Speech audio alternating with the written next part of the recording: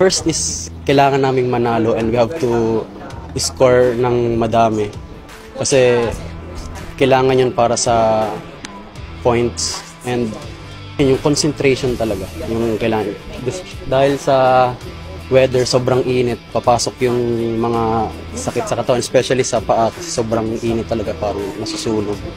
And yun, kailangan namin mag-concentrate lang talaga sa game. Huwag kami magpadala sa mga ibang bagay na nararamdaman namin.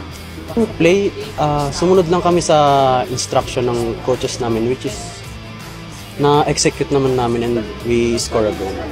Kung ano yung plano ni coach, yun lang talagang ginagawa namin. Naglaro naman sila ng gusto.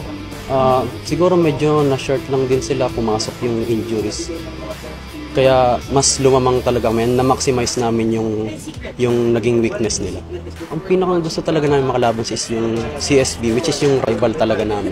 Doon talaga makikita yung magandang laban pagka sila yung nakalaban namin. I am inviting you all to watch the NCAA football here at Rizal Stadium. Sana supportahan nyo kaming lahat.